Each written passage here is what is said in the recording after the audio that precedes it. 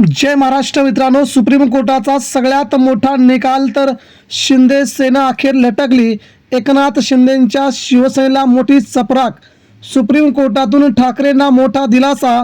तब्बल 4.5 वर्षांनंतर ठाकरेंच्या शिवसेनेचा मोठा विजय। आमदारांवरती होती अपात्रतेची टांगती तलवार।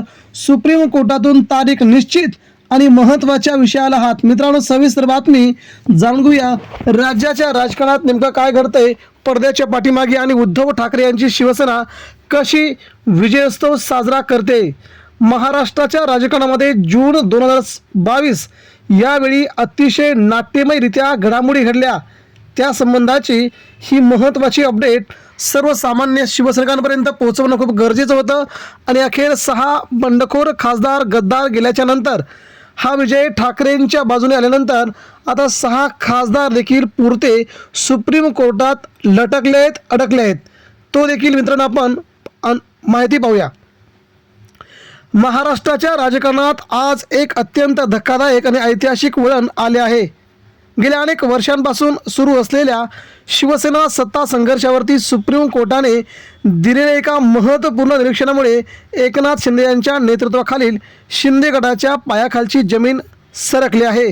राज्यातील सत्तेचे गणित बदलवणारा हा निकाल शिंदे गटासाठी एक मोठी चपराक मानला जात असून उद्धव ठाकरे यांच्यासाठी एक मोठा दिलासा मानला जात आहे। गेल्या आठवड्यामध्ये महाराष्ट्रात ऑपरेशन टायगर राबवलं, त्यामुळे मोठी राजकीय खळबळ उडाली। जेव्हा महाराष्ट्राच्या राजकारणात सर्व काही शांत असल्याचं वाटत होते, तेव्हा अचानक ऑपरेशन टायगरच्या नावाने एक मोठं राजकीय वादळ निर्माण केलं आणि उद्धव ठाकरेंच्या शिवसेनेतील काही खासदारांनी शिंदे गटात प्रवेश केला। त्यामुळे महाराष्ट्रात राजकीय खळबळ उडाली होती। मुख्यमंत्री देवेंद्र फडणवीस यांना माहीत नसताना एकनाथ शिंदेंनी या सगळ्या माहितीचं स्वागत करत त्या खासदारांना आपल्या पक्षात प्रवेश करून दिला। परंतु पुढे काय होणार आहे हे शिंदेंना देखील याचा अंदाज नव्हता।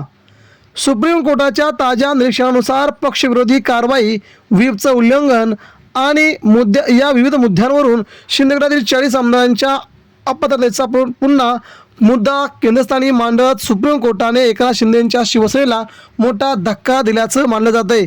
कोर्टाने स्पष्ट केलंय, पक्षांतर्गत फूट आणि त्यानंतरच्या राजकीय हालचाली या घटनात्मक चौकटीत बसतात का याची कायदेशीर तपासणी अनिवार्य आहे। विशेष म्हणजे ज्या पद्धतीने हे आमदार फुटले, ज्या प्रक्रियेने सत्तेची सूत्र हातात घेतली, त्या प्रक्रियेवरती कोर्टाने ताशेरे ओढले आहेत।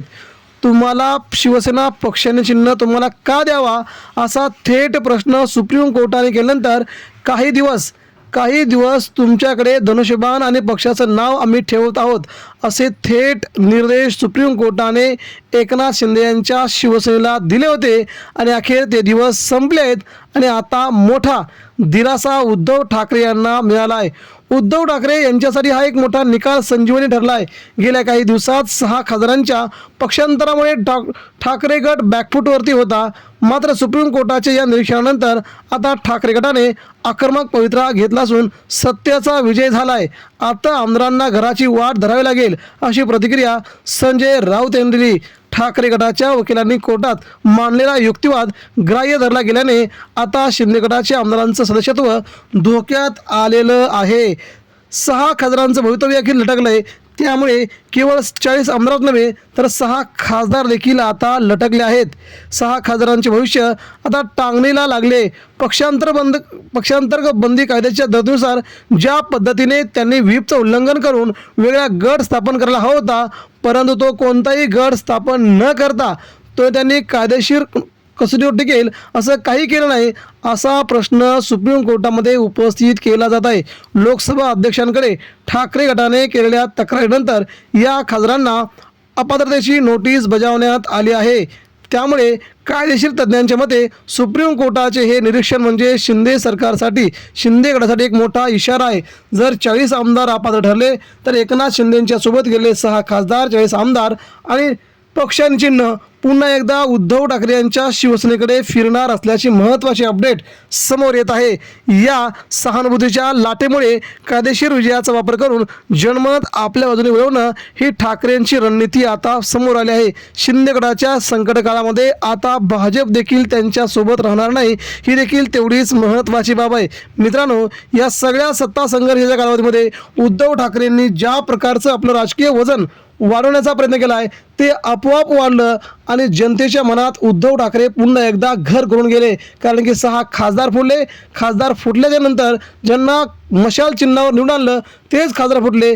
त्यामुळे आता उद्धव ठाकरेंचं जनतेच्या मनामध्ये स्थान भक्कम झालं आहे. या सगळ्या घडामोडीमुळे आता याच महिन्यामध्ये जुलैच्या पहिल्या आठवड्यात सुप्रीम कोर्टातून उद्धव ठाकरेंसाठी सगळ्यात मोठी आनंदाची बातमी येणार आहे.